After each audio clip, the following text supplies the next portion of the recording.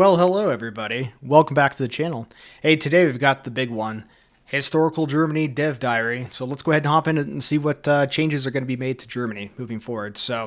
Yeah, you can read some of the historical recap here and everything, but you can see that Germany is getting a top-to-bottom rework. Yeah, this portrait looks new. That doesn't look familiar. And these national spirits don't look familiar either. So, huh. It looks like this has all stayed the same. Yeah, national spirits have changed. You can see here, if we look at this a little bit further, Bitter Loser is going to be the same as before. Mifo Bills, I think maybe that has changed a smidge. I don't know about this army intelligence stuff. Maybe that was always there. I don't recall. Now we have the Deutsches here, which is, so you can see we have the Army, the Navy, and the Air Force, and we'll have options throughout the focus tree to change these and make them better, or in some cases make them worse. So the Deutsches here, we have organization of 5%. That looks pretty good, although supply efficiency is awful. So this is what we're going to be starting out with. Kriegsmarine, not that great. And the Luftwaffe, holy cow, look at that. Yeah, that's just terrible. Those are terrible debuffs. Yeah, so hopefully we'll be able to work our way down the focus tree and fix those. Now, you can see here we do have a very chunky focus tree, and this isn't even all of it. This is just part of it. Looks like we'll go into this a little more further. So now we have a power mechanic, very much like Italy, but also totally different. You can see here on the left we have the inner circle. It looks like National Socialist advisors that you can bring to the forefront of power and influence over the Fuhrer. Maybe a total of 3. I don't know, something like that.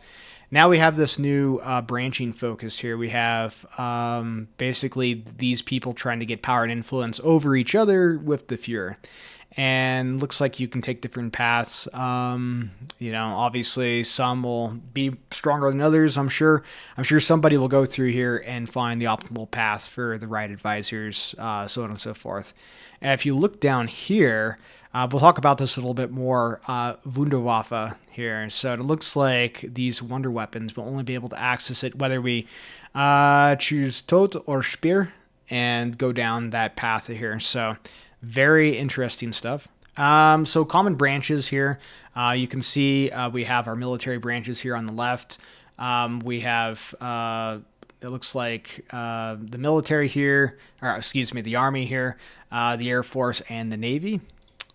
And we'll be going into that in further detail in a moment. It looks like our advisors have more or less stayed the same. Maybe we've gotten a few more advisors, or a few more generals rather, but it doesn't look like anything is changing. There may be some light rebalancing of stats for these different generals. Okay, so we can kind of look here. So we do have a branch for comes to the Deutsches here, the army. So we can go left and choose Prussian Legacy. Now this would be much more of the Kaiserreich or World War I kind of order of battle. So we're talking like infantry-led artillery, that sort of thing. If we go right, that's the historic Germany. Adopt a new Panzer doctrine. We'll go into this a little further, but you can see on the elements that have these red flags here. Some people are going to like it, some people are going to hate it, but that's just Paradox trying to show what is the historical paths in the focus tree here. So I believe you can turn this off. So if we look at the Prussian Legacy here, yeah, so if we were to go down the left path here, we're going to get operational planning. Let's see here. Beruhungskrieg. So yeah, and Grand Battle Plan. Ugh. I don't know about that. Grand Battle Plan Germany. Sure, somebody will go this path and tell me this is the right way to go. Interestingly enough, if you come down here a little further, here you can see Stormtroopers. So we do have an option to get Stormtroopers back. So yes, what the hell is operational planning? Well, If we come down here, okay, so operational planning. So effectively, this is looking at what historically Germany did when it meticulously created offensive plans against countries they were hoping to invade, from Poland to the Low Countries to France. And you can see here, if you choose these operational plans, you're going to get a temporary attack bonus against that nation and a temporary bonus to the terrain that nation is, occupying. So effectively, the terrain tiles that nation has, you'll get a bonus for, looks like about 90 days, in this case for France. So pretty cool, I guess, is the way to kind of buff Germany, but not over buff them, so that they just run ham on everything. So you can see here, if we did choose the Bewegungskrieg, we do get our stormtroopers here. So Stormtrooper battalion here, yeah, decent stats indeed. And I'm sure you can, I don't know, I assume this is a, yeah, right here, support company called Stormtrooper. So these are going to be support companies, not a individual unit. So, now, the Stormtrooper Battalion is an elite force meant to help break through enemy lines and fortifications, which is very cool. Now, if we go the right path, the historical path, we'll adopt the new Panzer Doctrine. And it looks like we'll be able to, of course, do Blitzkrieg, and we'll be working our way down Mobile Warfare Doctrine, of course.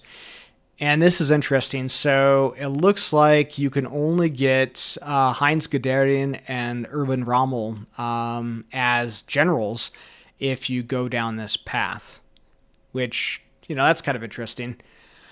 Yeah, because I mean, both of these guys, of course, were active, and I believe, I'm almost certain that Rommel was an infantry commander during the First World War. So, did he leave the military in between? I don't know. Let me know in the comments down below, but I feel like he would already be in the military. But in any case, it gives you a bonus to maybe going down this path. So you can see the two paths here. The Deutsches Heer for both. On the left is the Prussian historical Germany kind of, or I should say like World War I Germany focus. So we're getting some some buffs to organization and climate and that sort of thing. It looks like with the historical World War II Germany, you're getting some planning speed bonuses, entrenchment, capture ratio. So you can kind of see what works best for you. I'm sure somebody will go through here and look at all the numbers and min-max it and decide what is, on paper the better option. So now we have the Air Force, the Luftwaffe. Now, the Luftwaffe is kind of in a crossroads here. So, historically, you can see they went down the dive bomber focus. So, they really didn't have much in the way of large bombers or anything like that. Instead, they put all of their eggs in the CAS basket. And so, you have the Ju-87, like the Stukas, that they used to, a lot of historical gain, particularly early in the war. They didn't really focus on the tactical bombers as much. Of course, they still had them. And certainly, strat bombers wasn't really their thing. So, but you will get to choose between going dive bombers, tactical bombers, or Ural bombers. And you can see some of the bonuses here to that. Now, Chief of the Air Force. Now, it looks like, this is interesting. So here, if you want to fix the issues that plague the Luftwaffe, you'll have to reorganize the Luftwaffe and solve the logistical bottlenecks. Okay, easy enough. But you can't do that. You can't do that while Göring is in charge. So that's interesting. So, well, maybe not that interesting. He wasn't, everything he touched broke. He was a terrible leader of the Luftwaffe, and he was just an idiot and a drug addict and just an overall crappy guy. So, but you can see here, Chief of the Air Force looks like he does have a new title of the Reich Marshal here, and he does have some bonuses here to production, which is pretty good. So you'll have to basically decide, do you want to pick Göring and get those bonuses to production and just produce a ton more planes, or do you want to try to fix the logistical nightmares of the Luftwaffe and make it a capable fighting force? And and then you can see here some of the options here. If you unlock Helmut Wilbig, you'll be able to kind of bid max this here and be able to gain extra ace generation and agility. So this is pretty good right here. 25% ace generation. That's pretty nice. Okay, down to the Navy, the Kriegsmarine. So we can see here we have a forking tree. So we can go the historic path and go trade interdiction and, get our wolf packs out there, our submarines, or we can go plan Z and try to bring back the high seas fleet. Now this is interesting. So we do have a separate high seas fleet here, as well as getting carriers. Carrier Germany, the Graf Spee. I don't know. But yeah, and then looks like we do have some options down here for getting Marines. Interesting. So it's possible if Navy or Naval Germany is something that you always wanted to play, that looks like they're going to give you that option. So to build a pretty good Kriegsmarine. All right, so we can look at some of our options here. So we do have the 2 branching options. So if we go the left path, then we have the Zierskraft. And this is going to give us Navy organization, spotting speed, so on and so forth. The Kriegsmarine on the right, that's going to boost our submarines, naval range, convoy rating, all that sort of thing. So yeah, I don't know. Somebody will have to play around with this. I know I'm going to certainly look at both paths when the DLC comes out and play with both and just see how feasible it is to bring back the high seas fleet. It may be just still the better option to play historical Germany with the submarines, but yeah, it's still cool. So Wunderwaffen, or Wunderwaffen here. So get our wonder weapons here. This is really cool. So again, we can only get this if we bring Tod or Speer into the inner circle, it looks like. And then after that, then we have to complete special projects. Now don't worry, the special projects will be an update the day the DLC drops as well, so that mechanic will get added into the game as well. And don't worry, it's not a lot of these mechanics are going to be adding to the technological tree and not taking away from it. I know there was some comments about people wondering that, hey, I like my radar, but now it's going to be buried under special projects. Well, yes, but you have to think about it this way.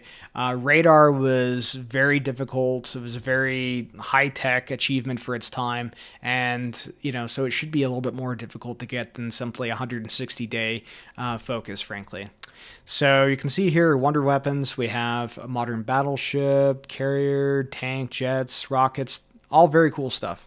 All very cool stuff. Okay, so looking at our industry tree here. Now, I think this is maybe the biggest change overall, honestly. So we can go the left with path here, and that's prioritize economic growth. And that's basically going through top to bottom, or rather, bottom to top, and fixing your economy because you're still dealing with the Great Depression. And building the infrastructure and building the industry that will be long-term sustainable to fix the problems in your country. But it's not going to be as focused towards military buildup and rearmament, and it's probably going to be slower from the looks of it here.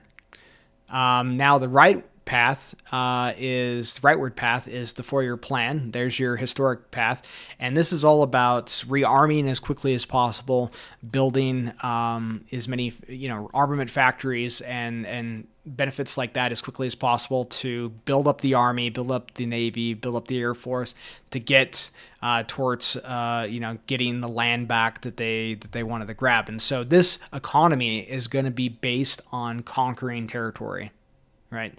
So you will have bonuses and serious drawbacks if you go this path, and it's going to be on the backs of taking territory, and you're going to need to keep taking territory to make sure this doesn't bite you in the backside. And you can see that here.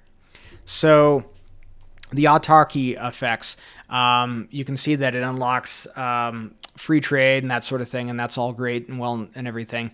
But when we come down here a little further, so Totalkrieg, basically what's going to happen as we continue the ramp up and add total mobilization, these initial benefits or buffs are going to start to hold our economy back. So if you go on the leftward path here, you have prioritize economic growth. You can see that we're going to be trying to replace the MIFO bills with recovering economy. So instead of doing a economic scheme, which is the rightward path, we're going and trying to actually address the issues of our economy. And then you can see we have the recovering economy here, consumer goods 75%, which is terrible. But once that's complete, though, we're going to really be able to turn our economy into a powerhouse. Now you can see the breakdowns here of the economy, and going the leftward path here and going through the hard work to build the economy. We're going to get these huge bonuses to production, which is amazing. Now, if you go the economy of conquest, you're going to get there a lot faster, but it looks like you're going to be taking some serious now, if you go the economy of conquest, it looks like you can get there a heck of a lot faster, but you're going to be taking a ton of penalties. So if you look here, you're going to have 100% consumer goods penalties applied at a certain point. So the monthly increase will be higher based on the amount of non-cord states. So the more non-cord states that you have increases your consumer goods up to 100%, where your economy completely shuts down. And so it is a double-edged sword for sure. Now, political branches here will have quite a few options. If we look here, we do have the historic options here again with the little flags next to it. So, you don't get confused and you want to go down the historic Germany path, you can still choose those. Now, if you don't like those little flags being next to the historical choices, there's actually going to be a button built so you can click that and turn those flags off if that's not your bag. All right, so we do have some options here for extending into other territories or other theaters of war that maybe you didn't historically do. So you can see again, we do have reorganized the Wehrmacht, and we can go down the path with the Molotov-Ribbentrop Pact. Okay, pretty typical. Treaty of USSR. Okay. Anti-Comintern Pact. But the interesting thing right here is the alliance of the USSR. So if you go down this leftward path, we can create the Unholy Alliance. But if we want to go down a historic path and actually war with the USSR, we have to actually do the Anti-Comintern Pact. That's a little different than doing the Anti-Soviet Pact, which if you do that, it looks like you can actually support Finland, which is pretty cool, I guess. We also have options to interfere in the East or, buddy up next to Japan, which of course they historically did, but early in the late 20s, early 30s, Germany actually provided a ton of military aid and training to China. So you do have an option to go down that path now and extend those alliances, which is pretty cool.